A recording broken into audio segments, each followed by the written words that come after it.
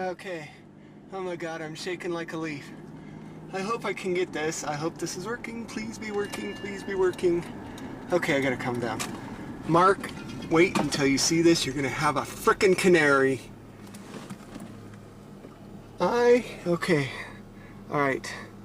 I am on my way up to the mountains to take some videotape to show Lisa.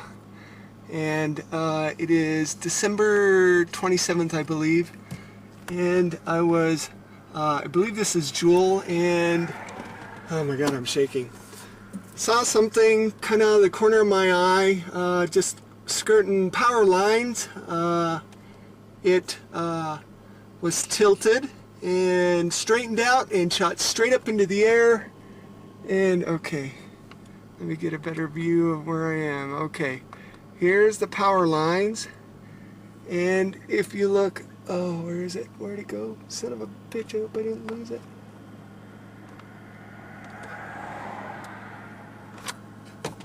Okay. Pull over.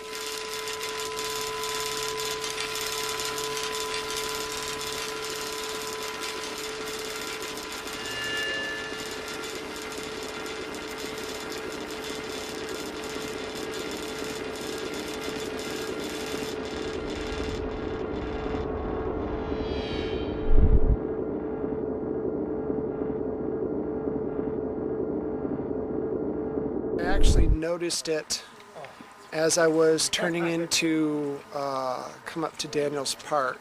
Just kind of caught out of the corner of my eye and didn't really pay much attention to it.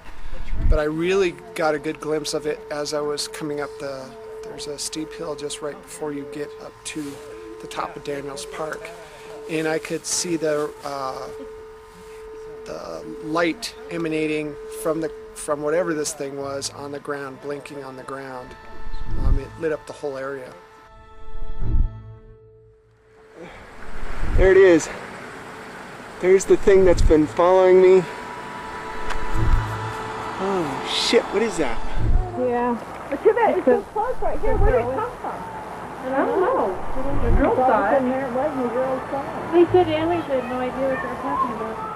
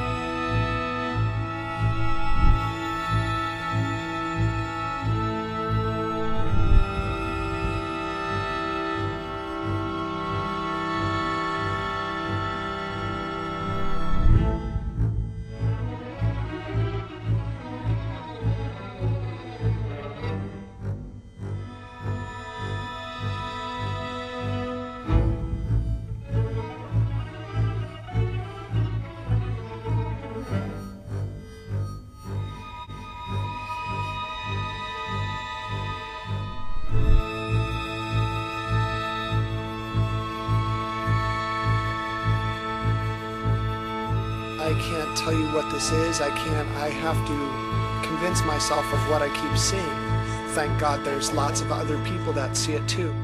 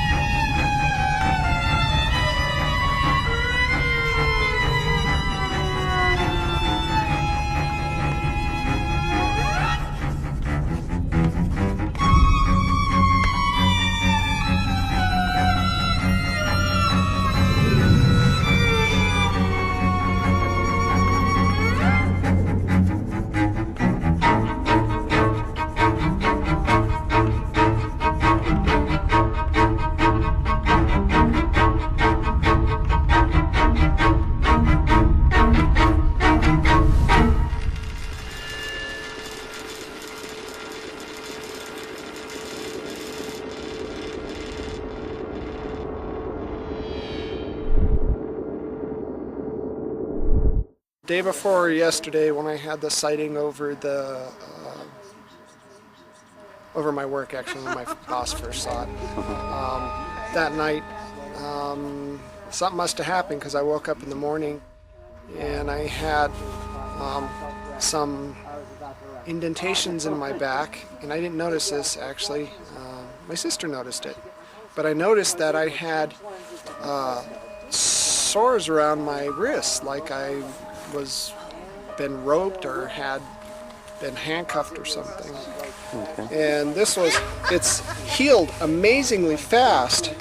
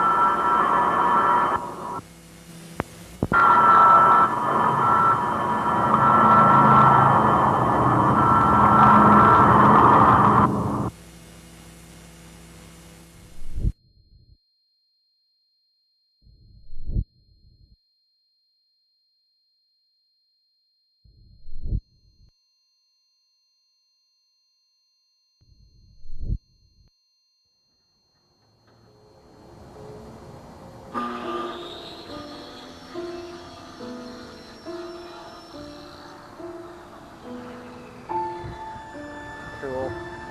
Hey, what's today's date? 8th of October? Isn't it? 8th? Yeah, it is. The 8th. Alright.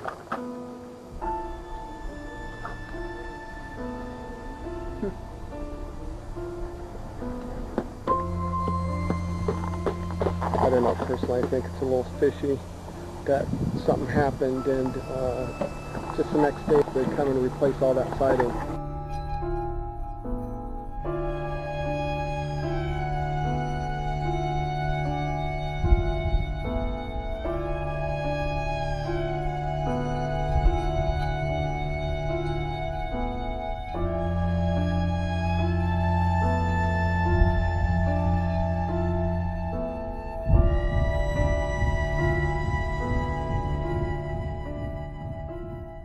I woke up at 3 o'clock. The swimming was gone, the bruising was gone, everything was gone, and I could run up and down stairs. It was the creepiest thing. So if you lose power when you're sick, the next time everything's really fine? I hope so. We don't know, it's just early on. We don't know. But where did you get the holes? It's a pattern, right? I mean, it's right in the line. It was there when I woke up at 3 o'clock. Well, I don't know what those, those lesions are on your leg, aren't they? But there's such a pattern that this, it's hard for me to cover this from any, insects or anything like that.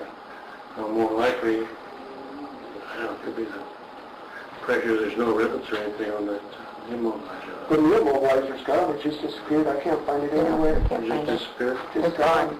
You were at bed? Yes, I did. I went to bed, it's gone, we looked everywhere for it. Where do you live? Yeah. I want to go investigate. I don't know. But anyway, your exam is fine today.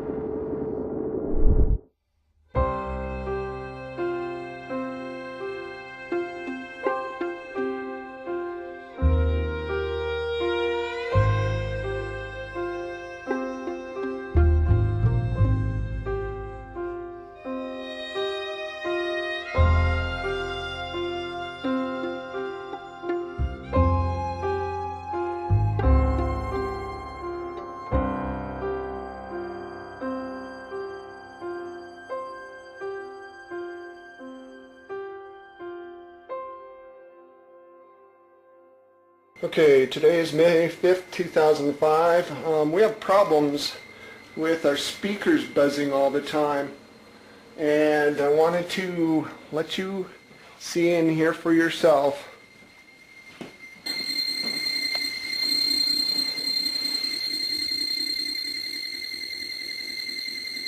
Okay, once again, it's off. There's no power. I'd like to know how the hell they do that.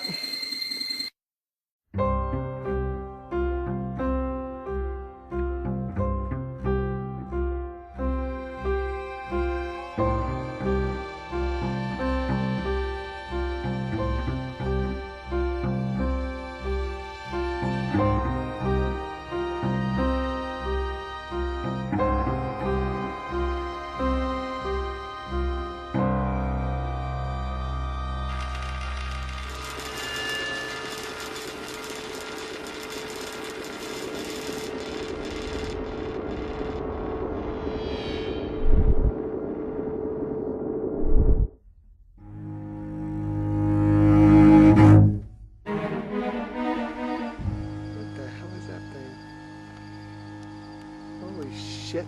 Oh my god, there it is. Oh my god. Oh my god. Holy shit, what the hell is that thing?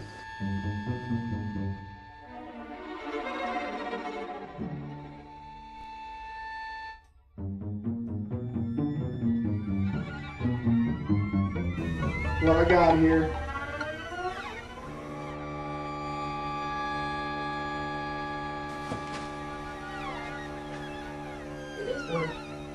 See?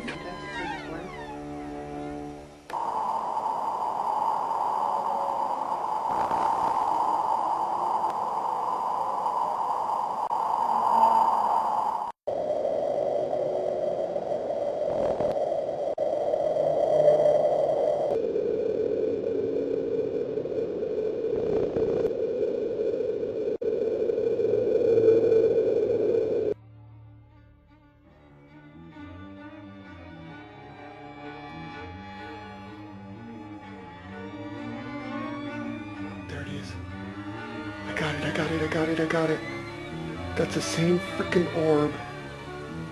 I gotta go over here and see if I can get it better. It's the craziest thing. There it is. There it is. There it is. I'm gonna zoom in.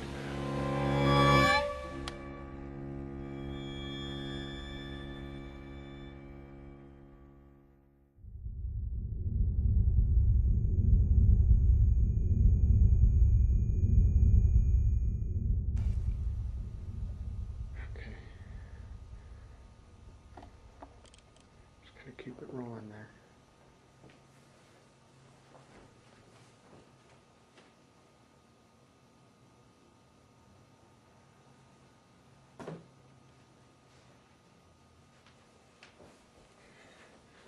Alright, I'm gonna go to bed.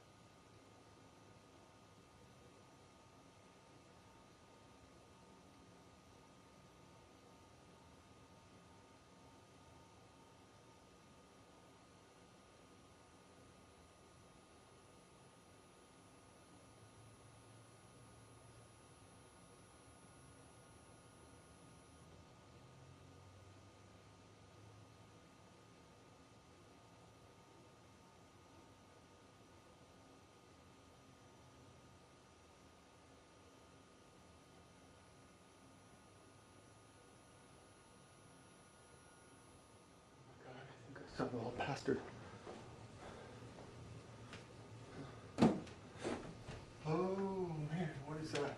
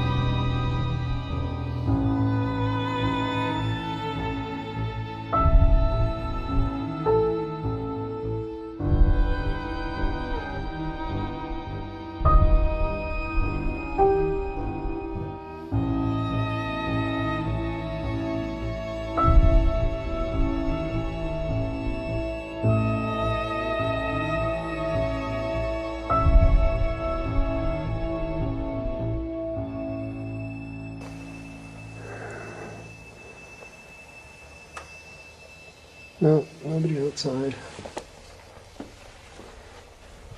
I have no clue what the heck's going on. But, oh well. Oh my god. What the fuck is that? Holy shit. Oh my god, what's it doing? Holy shit. Oh man. Where the fuck did it go? Oh my god. I can't believe it. Where'd it go? Where'd it go? Where'd it go?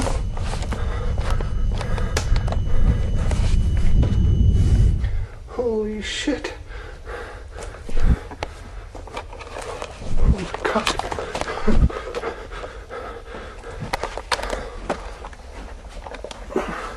Is it? I can't see it anymore. Where'd it go? I can't believe that. I can't believe what I just freaking saw. Oh my god. Oh my god. That's amazing. Oh my god. What?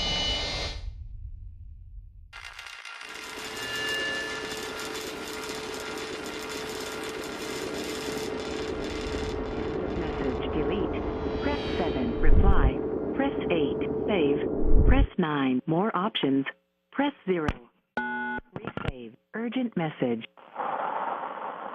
I apologize for being so forward. It did not take us long to get your phone numbers. Our surveillance is mostly for passive monitoring, but it does come in handy.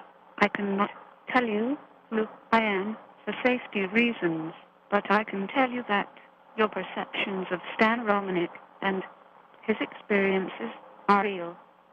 As you have probably noticed, Stan is slightly different. The way he thinks, the way he perceives the world, seems to be a little more advanced than usual.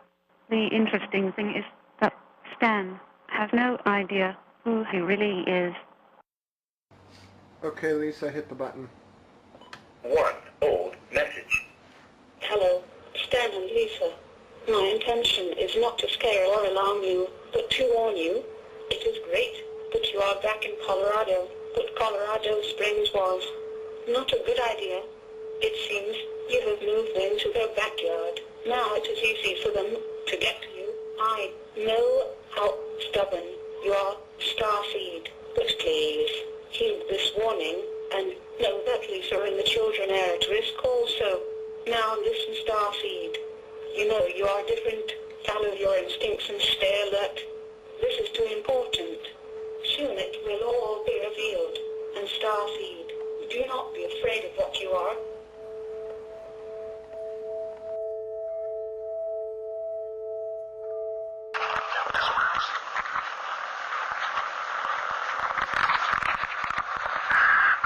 Okay. Sorry about that. Someone was at the door. That's fine. It's nice to get to talk to you, Starseed. Who is this? Who I am is not important, but let's just say it's someone with your interests in mind. My interest in mind? You have my interest in mind. Why don't you send money? Money. Money can be tracked. You're smart. You will be fine. Just stop being so stubborn. Stubborn? Who is this? They're tracking us. I have to go. Good luck, Starseed. Who is this? Hello? Hello? This is freaking nuts. Lisa! It was her!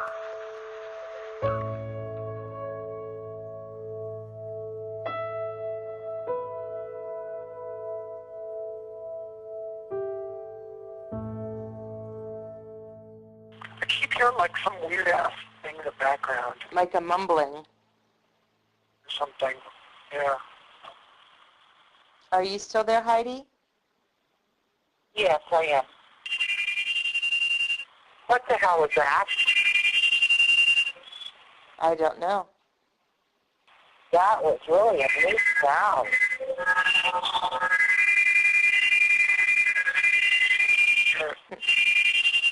That it's making me feel weird. You hear that, Stan? Real? Feel weird. Just stay on. How do you feel weird? Hello? Heidi, I'm here. Did we lose him? Stan? Let me bring Stan back in, okay, Heidi? Okay. Hang on. Okay. Are you there, Heidi? Yeah. Okay.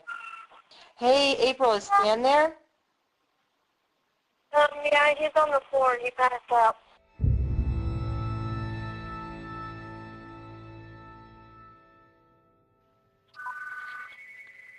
Hello? Victoria. Yes. Please tell Starseed we are sorry. We did not mean to affect him that way. It is to help him transition into the next step.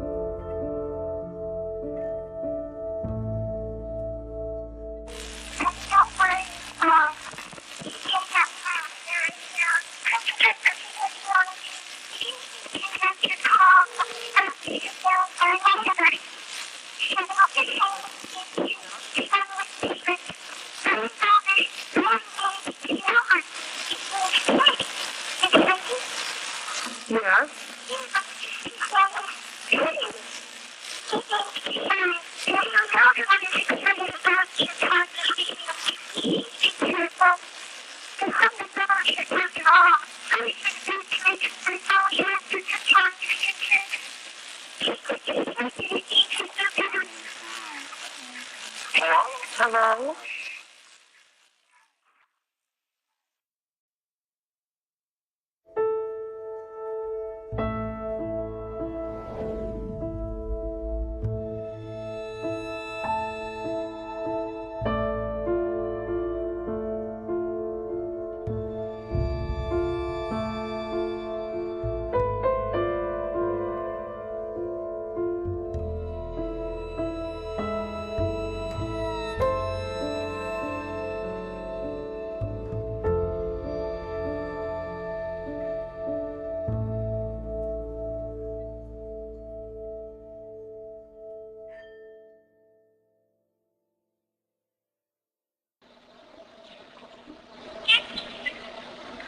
Yes? Hi. We can hear you. Is this Kioma? Yoma, hello. Kioma, are you there? Oh, sweet little girl, we can hear you. Can you talk louder? Hello? I think somebody's playing a joke on us. You're silly? Why am I silly? Okay, if this is Kioma, when are we going to see you in person again? Oh my gosh. Hello?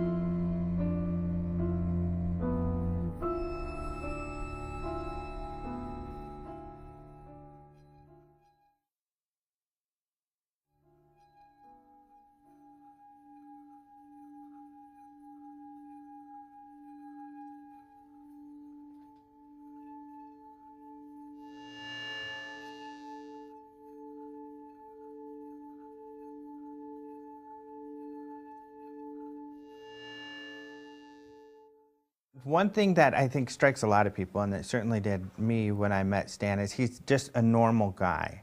He's almost like a barometer, and you know, and when things around him change, it really affects him. My first thought was that he was highly sensitive, highly aware, what I would think of as the artistic personality. Answered questions quickly, appropriately. I was impressed. He seemed like a normal guy. Average person, nothing unique. They're a normal family. I mean, I saw their family life. They all seemed very honest and very sincere and down to earth. So. He wears socks, he wears shorts, he wears shirts. You know, it's not like an abductee is somebody who wears a tinfoil hat. They don't have moon boots. You know, he's very normal. But he has abnormal things happening to him, around him, but more for him. You know, it's pushing him to do something very important, not only for himself, but in a way for humanity.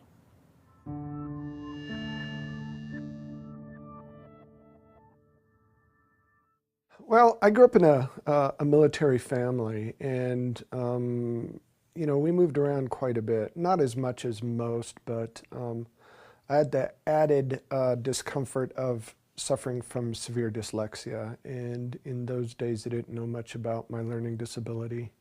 And they don't even think it's a learning disability anymore, but I was always put in classes with, you know, in special ed classes with the retarded kids. I remember I had a teacher make fun of me in front of the class and then grab me and throw me in a closet and lock me in a closet and said, "This is where we put retards." And yeah, it was terrifying. It was horrible. It was a horrible experience. And I had, you know, I had gang members around me all the time because of the neighborhood we lived in. I had the Crips on one side, the Bloods on the other, and they were constantly fighting amongst themselves. And I was always, you know, I have stab wounds and stuff like that. I was always caught in the crossfires. And they used to pick on me a lot because, number one, I was the only white kid. Number two, I had a learning disability. And I had to learn to fight because of it. Everybody beat me up, and then I started beating everybody else up, including the principal of the high school I went to. So it wasn't good. I was kind of a punk. And just because I was kind of angry at my life, you know, because of all the constant violence and all the, you know, having to deal with everything that I had to deal with, I was frustrated. I calmed down somewhat and just kind of found my own way. When you look at that past, did it make you a better person? How did it help you? I honestly think certain people are chosen for certain things, and I had to go through what I went through so I could understand the human condition. So the role that I play now, without that understanding, I couldn't, you know, the message that I have, I couldn't give the message out correctly, I believe.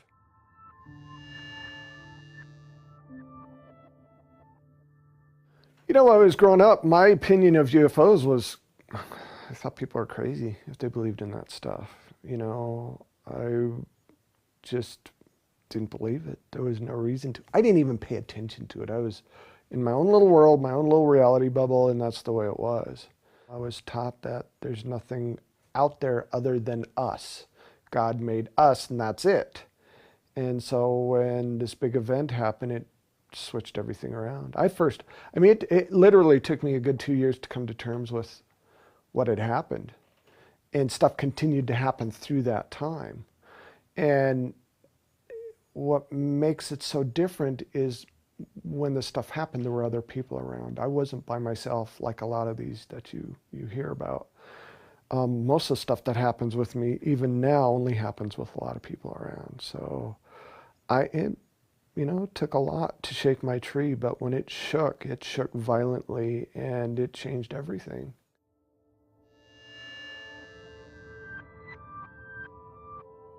My first official sighting happened December 27th of 2000.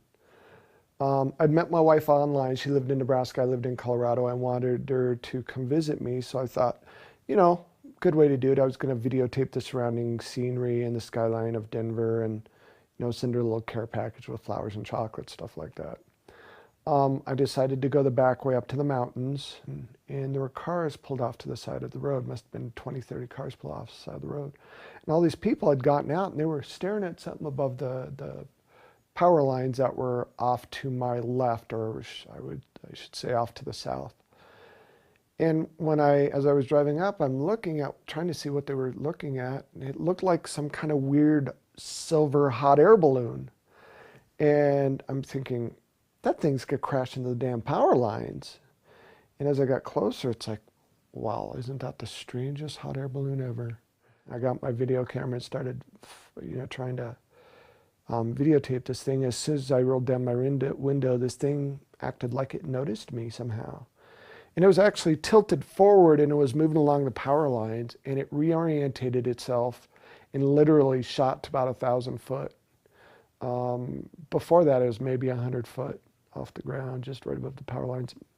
And again, 30-foot diameter, this thing wasn't small. I was fighting within myself, am I really seeing this? And if I am really seeing this, it has to be some kind of military thing, but how can the military have anything like this? Are they really that much more advanced, and blah, blah, blah, blah, blah.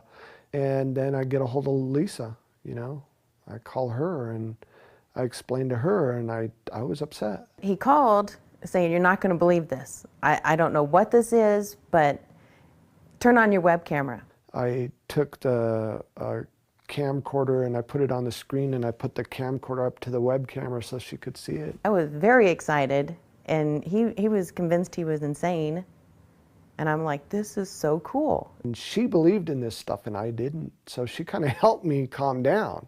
I mean, he was just so excited, but scared. It was just that little boy in him where it's like, you're not going to believe this. And yet it's like, I don't believe this. This is too weird. This is too scary. But this is really cool if this is what it is, kind of a drama with him. It took a lot to convince me that anything like that was even remotely real.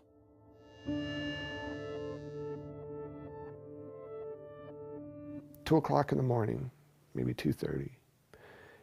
And they must have been knocking for a while because I'm a heavy sleeper, but they knocked long enough that it woke me up. And first thing I thought is maybe my friend ran out of gas and he had to walk back. Maybe it was the neighbor, they were drunk. I wasn't sure. Got up to answer the door, and I noticed as I, start walking down the hall, my sister had already answered the door. And I looked past my sister, and there were 3 people standing outside.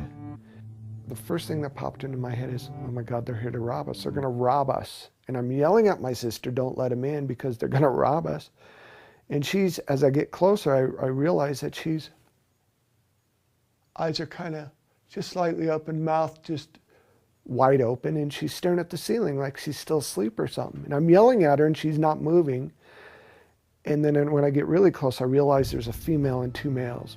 And I got to tell you, I was really scared. I was really scared because I had just come to the realization that UFOs were probably real. But I didn't really think about the fact that something had to be driving these UFOs and that they might not be human. And then now I'm being confronted with this reality that there's something at my door that isn't human. And let me tell you, it was really quite disturbing to me. And right as I got to that realization, the female stepped forward. And for whatever reason, I could hear myself screaming in my head, but I couldn't. It wasn't coming out. And she grabbed my wrist. A thought popped into my head. You're okay. It's going to be okay. And the thought was not my thought. I didn't put that thought in there. It just appeared. And let me tell you, it must have freaked me out enough that I somehow snapped out of whatever trance they had me in. And there was a male on either side of me. And by the time we got outside to the balcony, I grabbed one of the males and I was going to literally throw him off the balcony. And I felt the light tap, like somebody was tapping the back of my head, and I woke up somewhere else. I don't know. It's really bright. Mm-hmm. It's like really bright. Where's the brightness coming from? All around, really bright. I'm kind of stuck to a wall. Mm-hmm. I think it's a wall. I can't tell. What makes you think you're stuck to a wall? I can't move my arms. I can move my head. I can move my body. But it's like I'm sucked or glued to the wall. You know, you go to an amusement park and those centrifugal force rides that spin around and you're stuck to, that's what it felt like to me. But it was incredibly intense. Something around my wrist. I'm trying to get free. I can't get free. And is it just around your left wrist?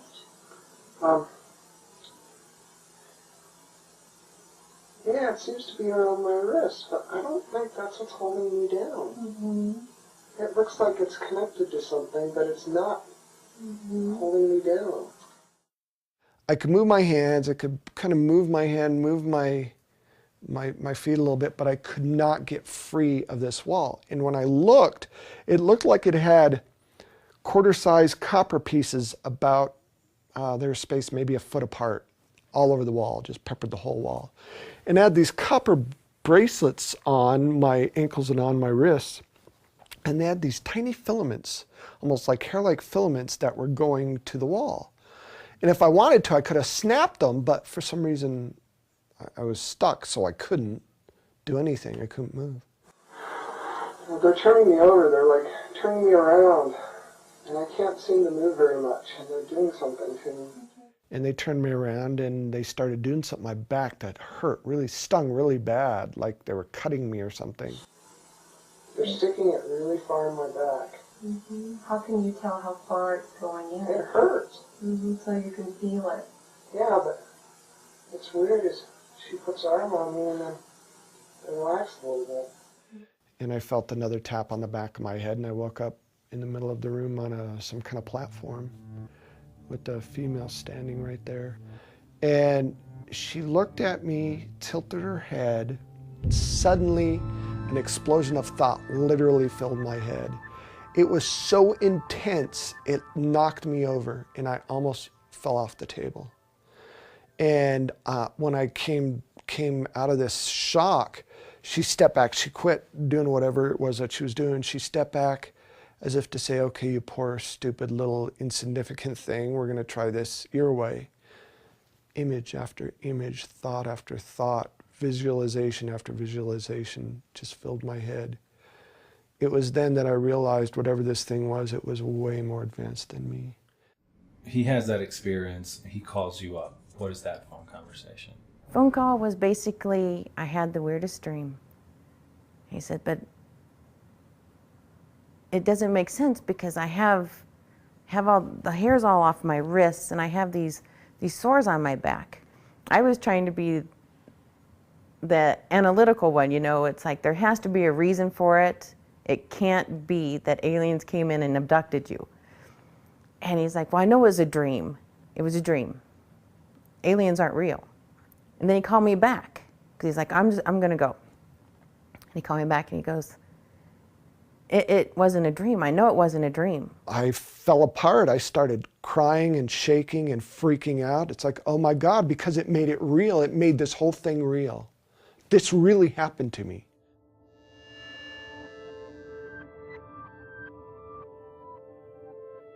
You know, when Deborah took me through the regressions, I started reliving all the pain. I started vividly remembering everything, every nuance, every sound, every painful experience, everything that happened. The most profound thing that happened to me was the part that I started writing down these symbols that I had stuck in my head.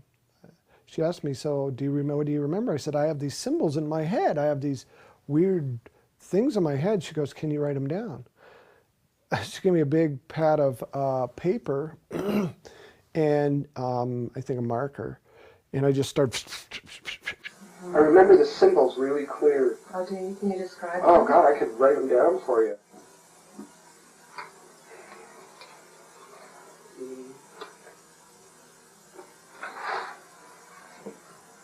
Okay. These are the images that I got in my head.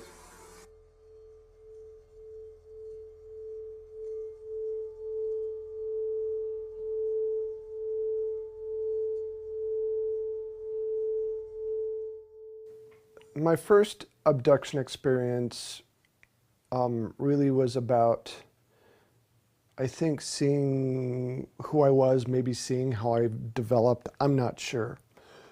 The abduction experiences after that seemed to involve reproductive stuff. They're really fascinated with our reproductive abilities and fascinated with our genetics for some reason. Or maybe they're manipulating our genetics. In my case, I think the latter is probably more true. Every time I'm up there with a woman, a human female, and usually it's the same one. Over the years, it's always been the same one.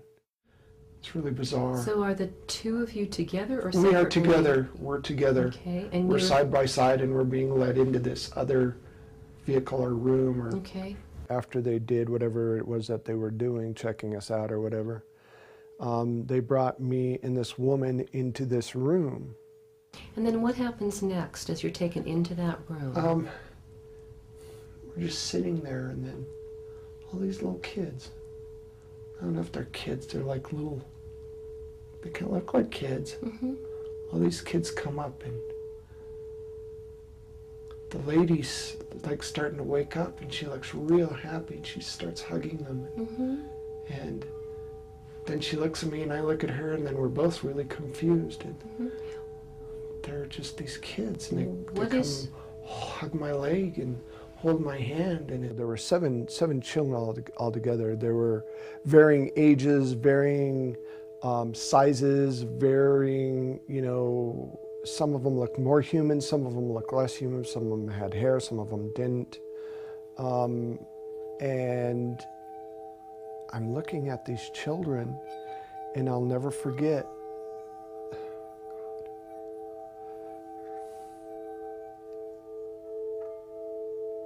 every single time I talk about this,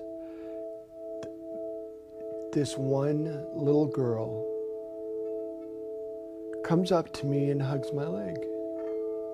And I'm looking down at this beautiful little child hugging my leg, and I realized that this kid looks like me, and she's beautiful. But she's different because it's all about the eyes. She has these huge, oversized, almond-shaped, slanted, so blue they're almost violet eyes. Beautiful blonde hair, and she's just clinging onto my leg like, please, please don't let me go. I don't want to leave them behind. You don't want to leave who behind? The babies. The babies? What are you feeling right now besides the fact that you don't want to leave them? They're crying. They're crying? What tells you that they're crying? I can see them crying. They're reaching for me, and they're making me go. Mm-hmm. The children are making you go? No. They're taking me away from them. Stan basically was reliving his experiences. It wasn't even about remembering. And to sit there and watch as he physically experienced the pain inflicted on him was very hard. It was just heartbreaking to watch.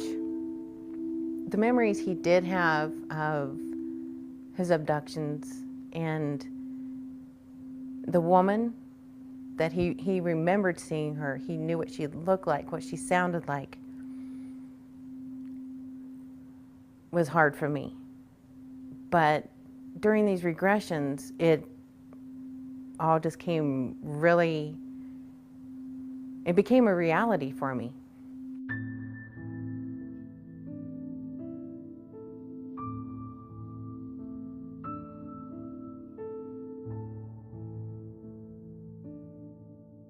They kept looking at her, and Lisa watched me, you know, looking at her. She goes, you know, what's up? And I said, I know her from somewhere. I mean, I don't know where I know her. I know her from somewhere. And then it hit me like a lead balloon, like a ton of bricks. She was the woman I was with all this time, every time I was taken. It was the same woman.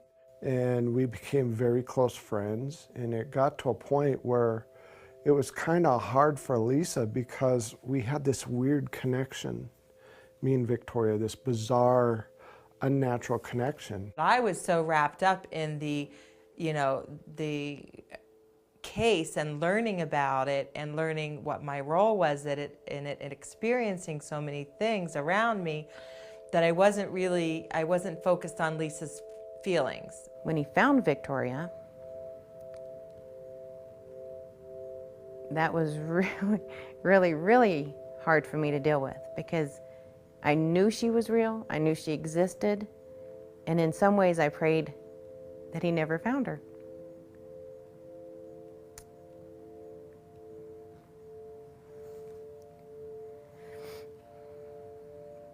Because for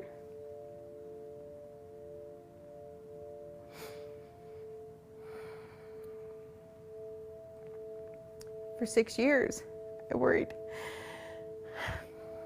what would happen to me.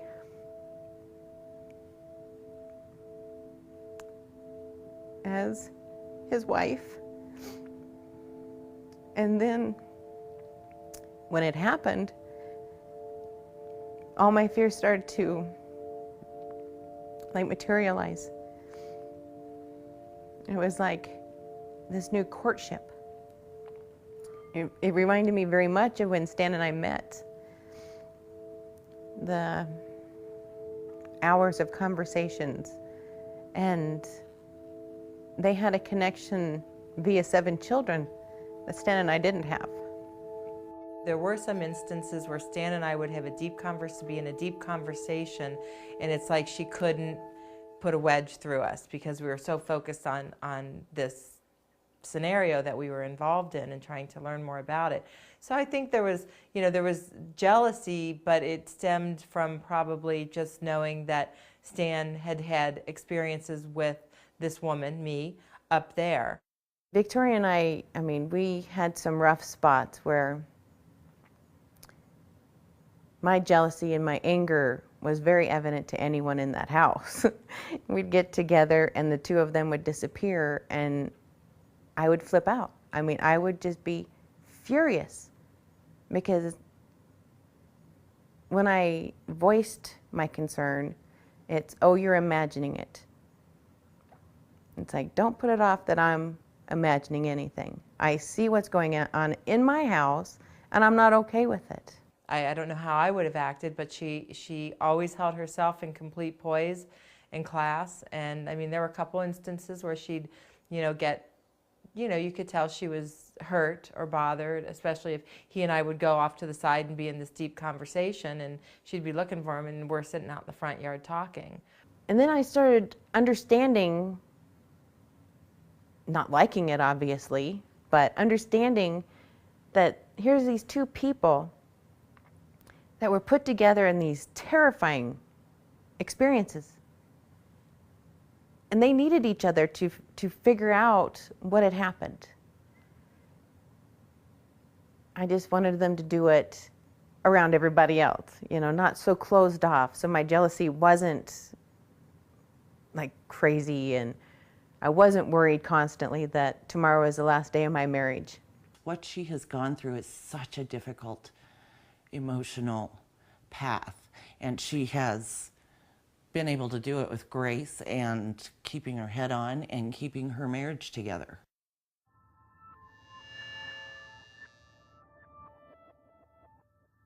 I have never doubted that my husband loves me more than anything else. And he knows that, obviously I'd give my life to support him. I would never lie for him, but I will support him. I'll back him up when he tells his story, when it's true, and the events are accurate. Otherwise, I call him out on it. It's like, no, that's not when it happened. So. Can I interrupt you for that? Mm-hmm. From that? You just said you would never lie for him. That's right, I won't. To your core, that's who you are. Absolutely. So nothing that has happened in any way, shape, or form in his life and to you has been fabricated? No. Nothing that he has shared with you or anyone else is fabricated. I cannot tolerate liars. I cannot stand deception.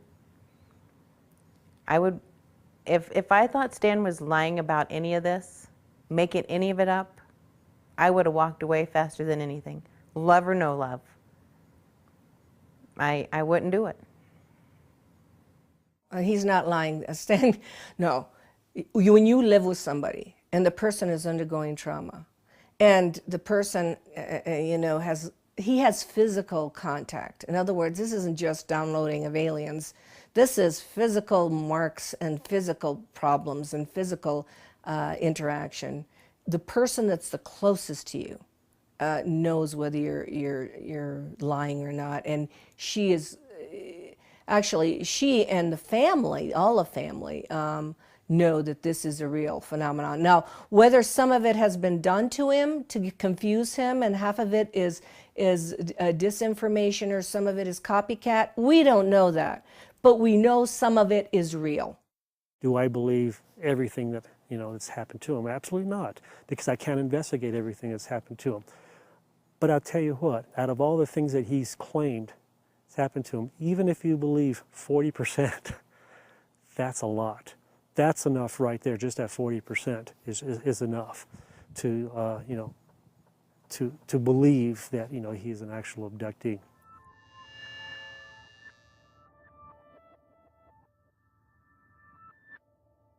This light just explodes onto the ground right next to the house and starts coming up towards where the video camera is bolted to the side of the house.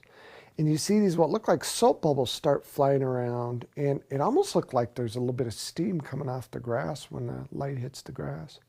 And then pretty soon the video camera was taken out, and I came back with a bloody nose and peeing blood. And later that morning when I woke up, I went to go check to see why the cameras didn't, you know, why the cameras stopped working. Because we saw on the video, you know, this amazing event took place and the beam of light hit the ground next to the house. But it stopped working, and I wanted to go see what the heck happened. So I went outside and I noticed this. It's as if where the beam of light hit the camera, it cleaned the whole area of sighting in this perfect like arc. And it literally melted the siding. You could see where some kind of heat warped and kind of browned the siding a little bit, especially up toward the camera. And it also killed the grass below. Now, when they analyzed the siding, it cleaned the siding somehow, or pulled the dirt out of the siding all the way through the molecular structure of the siding itself. The very next day, I was going to collect a piece of siding because it was my day off and Lisa had to go to work early. And I woke up 8 o'clock in the morning because I heard this pounding. It's like, what in the world? I went outside to look, and there were two guys had taken down my surveillance camera and laid it in the grass, and they were replacing the siding of my house. I was pretty upset that they touched my surveillance camera, and what the hell are they doing replacing the siding? I tried to get a hold of the landlord, but the landlord was on vacation, and I asked these guys, what the hell are you doing? Well, your landlord wants us to replace your siding. So I had no way to check right away, so I let him do whatever. And I go, well, I want a piece of the siding. And I started rummaging through, and they got really irate. They said, no, absolutely not. We got to keep every little piece of it because we got to prove to your landlord we replace the siding. I knew instantly that there was something fishy about that whole thing. Well, about not quite 40 minutes had passed, and all of a sudden I heard a shop vac going. Well, I came running outside, and they were shop vacuuming the yard, and when they weren't looking, I grabbed a piece of siding. Even before then, I went and got my video camera because I wanted to videotape the whole incident because I didn't trust what was going on. And it's weird because they wouldn't look at me. I got them to tell me what date it is and made small talk, and they didn't even look at me to see that a video camera going. They just refused. They always had their back to me, constantly trying to turn their back. And when I purposely walked around to face them, they'd turn away. And so I grabbed a piece of siding, and after about 45 minutes, they shot back the yard, and I thought they went to lunch and were going to come back. They disappeared. says Bob sighting from Grand Island, Nebraska on the side of their truck. And all they replaced is where the UFO beamed my surveillance camera. That's it. And when I called the landlord said, I didn't ask for them to sight the house. Why are they sighting the house? I hope they don't charge me. So, and then the investigators looked up Bob's sighting from Grand Island, and there's no such thing. No such thing.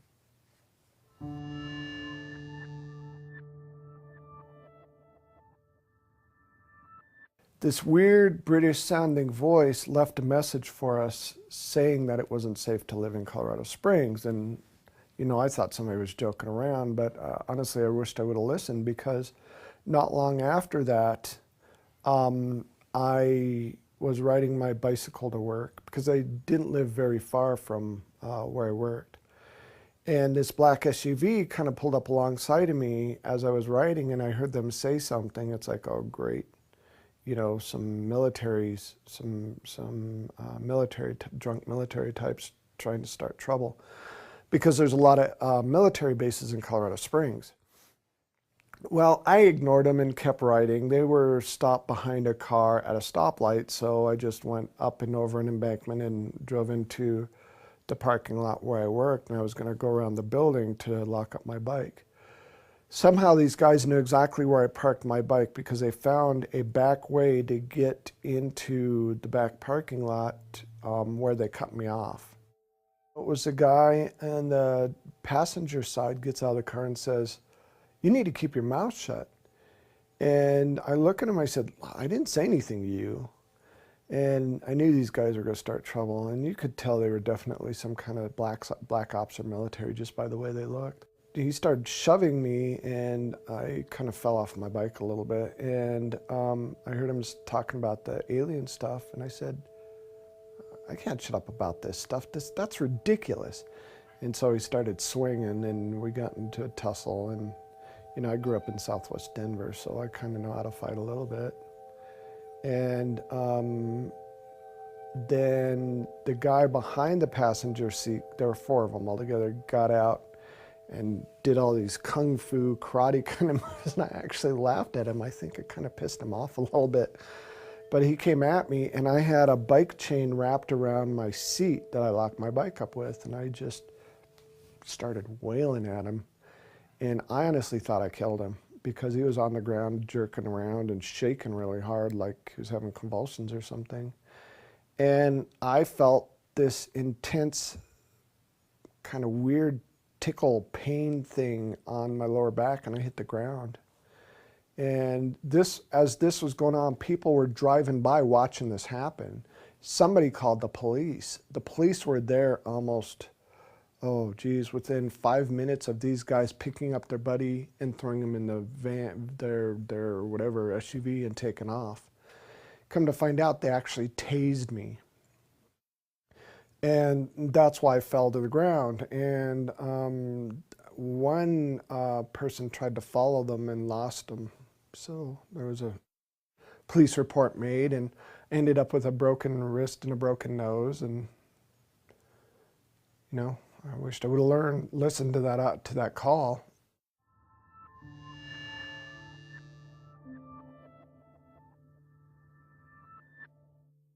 This probably was the most significant event for me out of all of this that's happened so far. I'm still waiting for something more impressive to happen. It started out, I was painting the eave of my house, and I had grabbed for, I think it was for a brush to kind of brush the old paint off the eave, and I kind of fell off balance a little bit and literally fell 12 feet onto the ground, and I tried to catch myself. Trouble was, there was a wheelbarrow full of bricks just right beneath me, and I twisted my leg just right and tore the anterior cruciate ligament in my hamstring of my right leg. Went to the doctor. They told me I was going to need surgery that next Wednesday. I think this happened I think it happened on a Friday, so I was going to need surgery that next Wednesday. I had to wait through the weekend and everything. Tuesday night, something happened though. Usually when I get taken, what will happen is, for whatever reason, whatever power or whatever technology they use seems to blow the circuit switches, blow the breakers in the house. So Lisa woke up in the middle of the night because I was gone and all the breakers were blown. She could hear the breakers go or something. I don't remember exactly what woke her up. But when she tried to find me, I was completely missing. I was gone. I was nowhere to be found anywhere. She looked everywhere for me. She eventually got all the breakers flipped back on, all the lights back on, and she came in the house, and I was standing dazed, kind of dazed in the middle of the living room. Now, to me, I woke up and I was looking for Lisa. In reality, I was already missing, and Lisa was looking for me. We didn't really give it any more thought. We didn't give it a second thought. And we decided, you know, we'll just go back to bed. You know, it could have been a fluke, who knows. Well, the next morning, Lisa, I couldn't work because of my knee, so I was off work. And Lisa had to get up fairly early to get ready for work. So 6 o'clock in the morning, she got up and she noticed this circle in my yard. And it kind of looked like the same circle that we had in our yard from a prior abduction. Now, what's interesting is Lisa woke me up to come look at this circle. And she was looking at me weird, and I walk up to the window and I'm looking, I said, that's just crazy. How'd that get there? And Lisa goes, do you notice anything different? I go, yeah, there's a damn circle in our yard. She goes, no, do you notice anything different? I'm looking at her like, what are you talking about? So she goes, come here. So I walk over to her and it's like, hey, where'd my knee brace go? Where'd my cast go? And how come my knee doesn't hurt anymore? And how come it's swollen anymore? And why in the hell do I have 5 holes in the back of my leg? There was hardly any bruising left. My leg felt a little stiff, but after a while it stretched out and no pain whatsoever. Well, they found my knee brace a few hours later when the researchers came over on the side of the house, literally melted into some bricks, including the aluminum rods were all melted. And bits and pieces of it were found in the field behind our house and some of it on the swing set that was in our yard, as if this thing was thrown out of some high place and it just landed on the side of our yard. Well, the funny thing is I had to call the doctor to explain why I didn't need surgery. And I remember calling and I left a message for her and she called me back because she was off work. She called me back and she said, Stan, I understand you're really frightened about getting surgery, but if you don't get this surgery, you're going to be a cripple the rest of your life. You'll never be able to use that leg again. I said, look, I can't explain it, and I wasn't about to explain that I was taken by aliens and they fixed my leg. There's no way I'd say that to her. She'd think I was nuts. I said, I'm just going to have to prove to you I don't need surgery anymore. She goes, all right, I'll tell you what. I'm not at the office right now, but my associate's in the emergency room. I'll call him, set it up. You go see him in the emergency room, and he'll tell you the same damn thing I told you. It's like, okay, fair enough. Well, I went to the emergency room, and my wife brought a tape recorder, and we recorded the whole conversation. And this guy had no idea how it was possible that I went from having a torn ACL to not having a torn ACL. And what kind of miraculous thing could have done this? At first, he said those holes in the back of my leg could be bug bites, but then there's no rivets in he didn't have any explanation. And then he suggested that we call the Ghostbusters to come figure out what was going on. And I never told him anything about the ET stuff. He just assumed.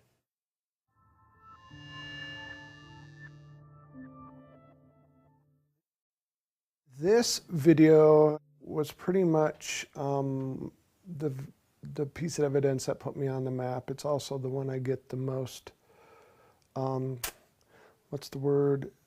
the most crap for, basically. You know, the debunkers try to, and the skeptics just will pick that thing apart.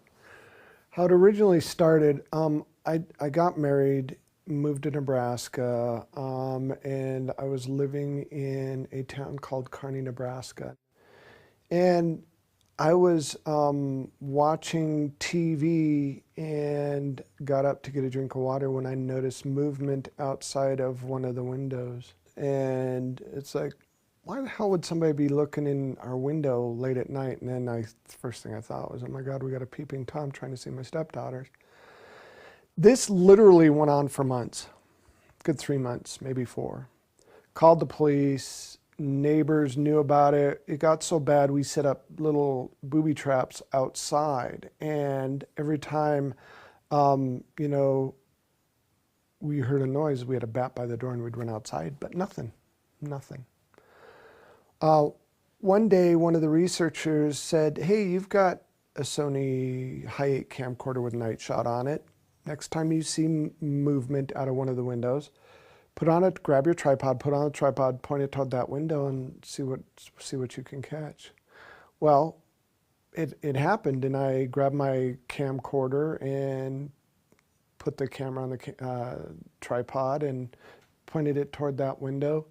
And I went to the bathroom. I was sitting at the edge of the bathtub reading a magazine because I really wanted to catch this guy. I wanted to give him a little time to look in the window. And I was reading the magazine, and there were 2 flashes of light. And the second flash of light was so bright, it almost blinded me, and I had the door almost all the way shut. It's like, holy crap. So I looked, and I kind of ducked back, and then I kind of looked again. I see this head pop down, and it's like, yes, I got him. Finally got the little son of a gun. And I went to go look out of the window to see if I could see this guy, and I saw what I thought was a small child running toward the backyard. Whatever it was clipped the bush next to the house and stopped as if it heard me or something and slowly looked back at me. And what's interesting is I thought it was a full moon because I had a real good visual of this thing, whatever it is. And come to find out there was no full moon, so it might have been something else over our house that night.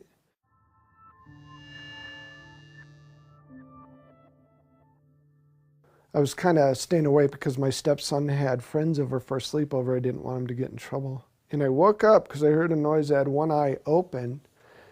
And I'm sitting there going like this, and I see a naked figure run into my kitchen. I'm thinking, what in the heck is my stepson doing? I thought his friends dared him to do something, and I was going to go find my camera to blackmail him because I wanted to catch him on camera. I went upstairs, and they were still asleep. I kind of woke one kid up, opening the door. I said, I heard a noise, and then went back to sleep. Went back downstairs, made sure, there was nobody messing around with me. I was just about to turn off the camera when I see this figure looking at me through the sliding glass door, blinking, moving. It's like, that's got to be somebody in a costume or some kind of puppet or something.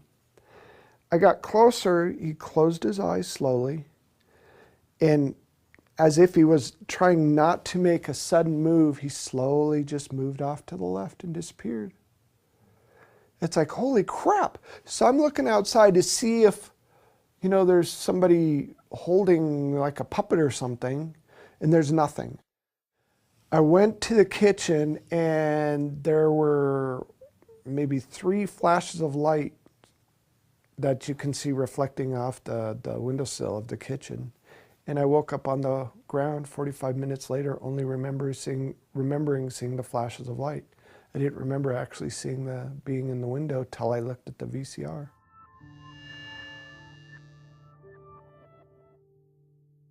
Well, we were having a party up at their home, and it was a book signing party.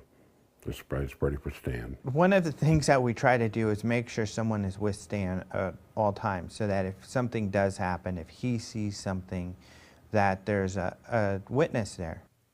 It was raining outside, and I was looking out the window, being really grateful for the friends I had, when I noticed this little girl at the edge of the driveway. Stan had seen the little girl outside, and it was raining. He's like, come here, Victoria, look at the little girls out here. And I'm like, Stan, it's probably just a neighbor kid. Just get in. I'm not going out there. It's raining. You know, and it was after that that I said, I will never not pay attention if Stan Romanek says, hey, look at this. This is unusual. I had my porch light on, and it illuminated the yard up enough that I could see this little girl standing in a gray jumpsuit at the edge of the driveway. She had dripping wet hair, and I'm thinking, it's 9 o'clock at night, it's raining, this girl's wearing a jumpsuit. What parent in their right mind would let their little daughter out in the rain like this? And why is she wearing a jumpsuit, and why is she staring at me? I remember Stan going outside. He said he wanted to go outside for a little while. And it was kind of funny because then my friend Rick comes over and he goes, where's Stan? And I said, he went outside. He's like, is he alone? And I said, yeah. And he's like, oh, I better go. Damn it. Let me know whenever this happens. So I went outside immediately. I was looking for a flashlight. All I had was my camera, and I was using my camera as a flash because I wanted to see what this little girl wanted, and she ran away again. And it was by chance that I clicked the camera just in time to get a picture of her looking from behind a tree, looking up from behind a tree. And I was so dumbfounded and amazed by this picture. All I could do was sit there and stare at it. He had an odd look on his face, just dumbfounded. And I joked with him. I said, hey, Stan, how are you? Doing okay? He didn't respond. He just he stared at me. And I was speechless. I couldn't say anything. He goes, Stan, are you okay? And I just showed him the picture. He goes, oh my God, you have to show everybody this picture. This is the most amazing thing I've ever seen. When we got back into the party, I told everybody, I want everybody to listen for a second. And I said, I need everybody's attention right now. Something appeared to have just happened outside. And I'd like every one of you to look at what's on the camera here. And her eyes were really large. They were very large, almond-shaped, human eyes, but very, very large. It was more than a photograph. She was on top of that camera, emoting emotion. It was a moving moment. Many people just started crying. They didn't. There was something so profound about what appeared may have just happened. So this was really strange, and we're all, you know, kind of freaking out about this. Everybody had taken a look. So I kept telling him, let's get this on the computer, let's get this on the computer. Everybody said, go put it on your computer, go put it on your computer so we could see it bigger. I took 2 steps down the stairs to go to my office. Beep! The pictures disappeared. We checked. It was off the camera, not there. The shots before it were there, the shots after it were there. Every single person that was at that party saw it before it disappeared. And then he received a phone call. And then 2 minutes later, the phone rang, and somebody handed me the phone, and I answered it. It's Daddy, don't worry, I love you. I'm okay. I started just crying and crying and crying because I knew in my heart that it was. And then it all come flooding back. That little girl that was hugging my leg was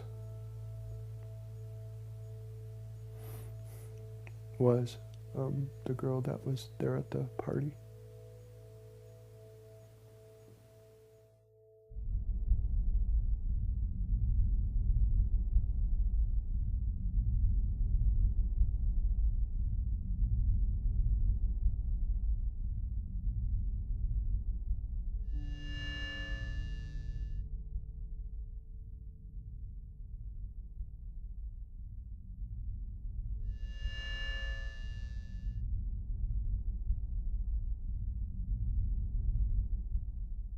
When I ran across his video of his first UFO sighting, I was really intrigued. Plus, I was part of MUFON, and I noticed that they had one of their investigators look into it. So really, I kind of, since it was some of the best video I had seen, wanted to look more into the veracity of the video. And I found that it was very credible that the MUFON investigator had found there were several witnesses to some of his first sightings. when you only have a first-hand experience, only one person, and there's not really much you can do with that. That's not the issue. That was never the issue with Stan. There's just so much information out there. It's almost overwhelming. Stan's story is incredible also because it has so much proof. It has so much credibility. I mean, he has not only photographs, films, videos, he downloads formulas. He has it all in that story. That story is a gold mine for an example of perfect contact. There are aspects of the case that are very solid, that it would be impossible for Stan to hoax. Stan is being used to give a message also. I mean, he's being used to say it's real. The stuff that I've seen, the evidence that he has, that I looked at, and the people that I've interviewed around him, wow, yeah, he's the real deal, no doubt.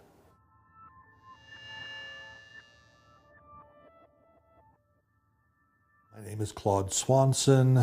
I'm a physicist. Undergraduate degree in physics, MIT, class of '69. PhD in physics from Princeton, class of '76. I did engineering consulting with the government through consulting companies for 20 or 30 years. What got me into physics was my real true love, which is what's called unified field theory, which is like the theory of everything. It's like the deepest questions of science, of how things really work.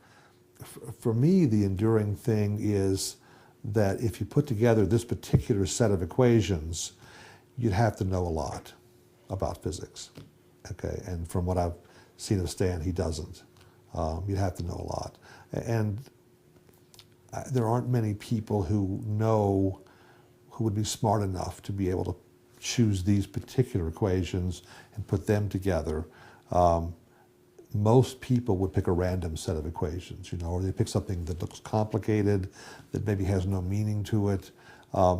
These equations actually relate to propulsion and faster than light travel. I mean, I think one thing that they give is a sense of credibility to Stan.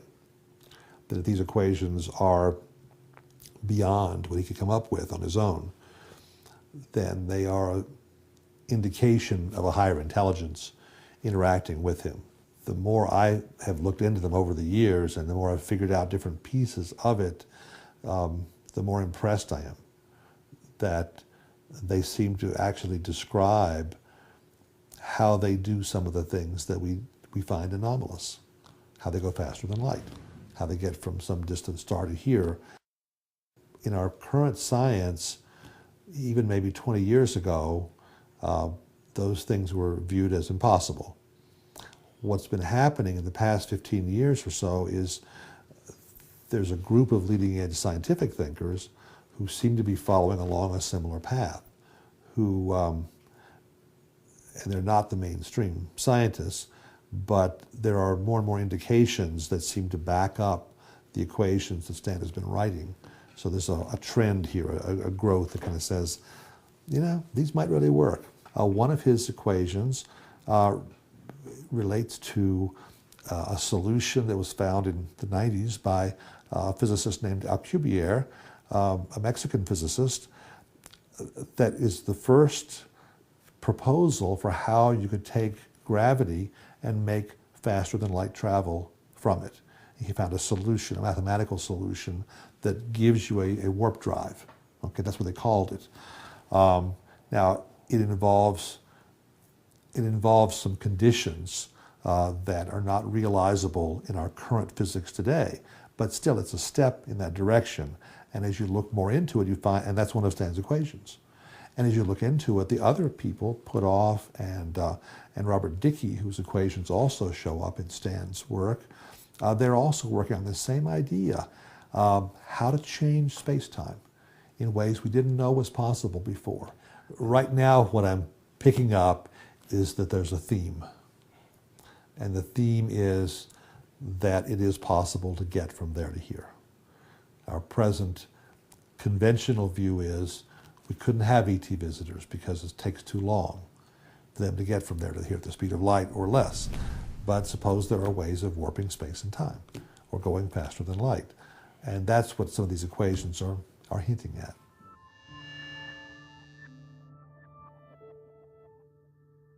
First name is Stanislav. My middle name is Gergely. My last name is Ojak. I have a PhD in clinical psychology, and I have a background in engineering, architecture and design, industrial design, and education, headmaster, private school for gifted children. I administered, with his agreement, with no one else around. His wife was in that building, as was my wife. It was a home of a mutual friend. There are about 5 other people, and they're in the remainder of the house, and we use this office. The doors were closed, very private.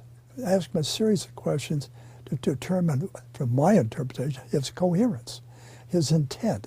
Is he there to bribe me intellectually? Does he want me to set up some kind of an assessment or analysis to glorify who he is? I look at all those issues. I gave him some document. I said, okay, now I want you to take these tests and answer them at whatever speed you want. Don't worry about the length of time. You can, but you can't ask me any questions. And he said, okay. So he took the post-traumatic stress disorder assessment, and it shows that there's a very high degree of stress related to something. Now, it could be related to his marriage. It could be related to something he refers to as a UFO experience.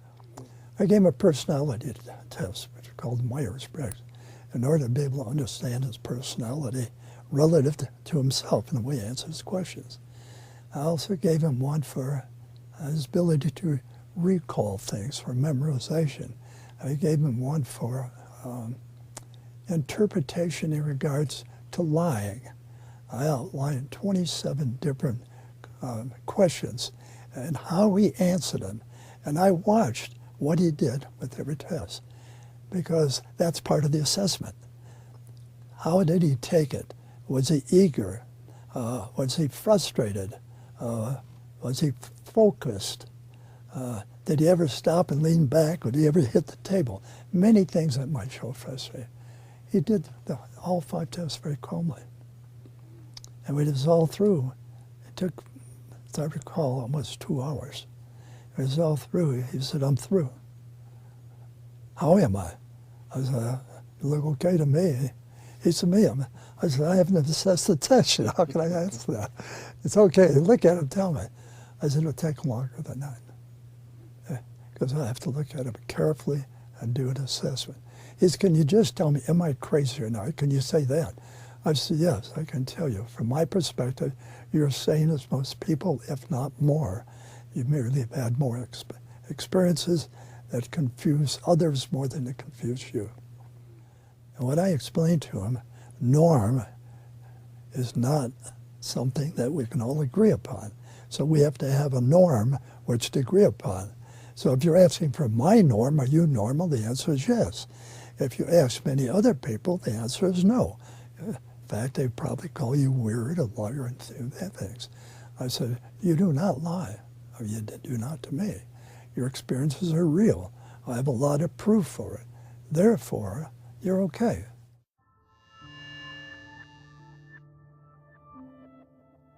My name is Leo Sprinkle, R. Leo Sprinkle, PhD. I'm a counseling psychologist in the state of Wyoming.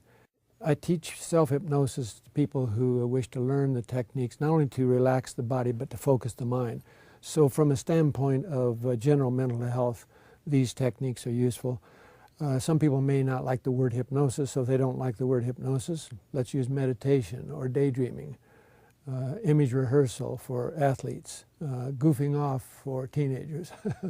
The task is to assist a person to recognize that within each person is more awareness, more knowledge than he or she may consciously be aware of.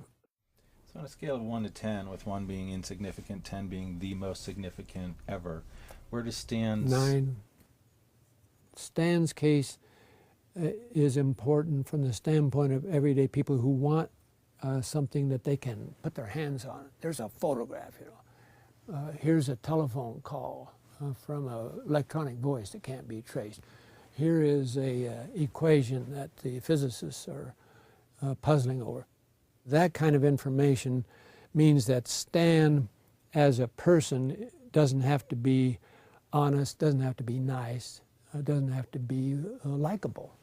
He is nice and he is honest and he is likable, but he doesn't have to be because he's got all this information around him. He has been willing not only to share the photographs, the films, the phone messages, he's been willing to work with other people and write books and to create film, so that not only his story, but the people who are with him, their stories are being documented and being shared. To me, it's part of the ongoing process. So my view is if a person has several sightings, and then they have a job, they have a task, they have a duty, they have a chore, it may be merely to recognize it and accept it and talk about it with friends and family, or it may be something beyond that. And so with Stan, the fact that he had already been willing to go through hypnosis, the fact that he had already been willing to talk about it, and the fact that he had information beyond what most people have, and that he's dyslexic, all of those things said to me that he is a messenger. And so that's why I asked him when I was with Alejandro and with him and Lisa, do you think of yourself as a messenger? And he said no. But as he talked with his wife and as he went on further, then he began to realize he may not think of himself as a messenger in the sense that he has a message. But it's just like when I was a 10-year-old kid, 5 o'clock in the morning, I'm riding my little bicycle and I'm delivering newspapers. I don't know the reporter, I don't know the editor, I don't know the publisher. I'm just delivering the news. And he's delivering the news.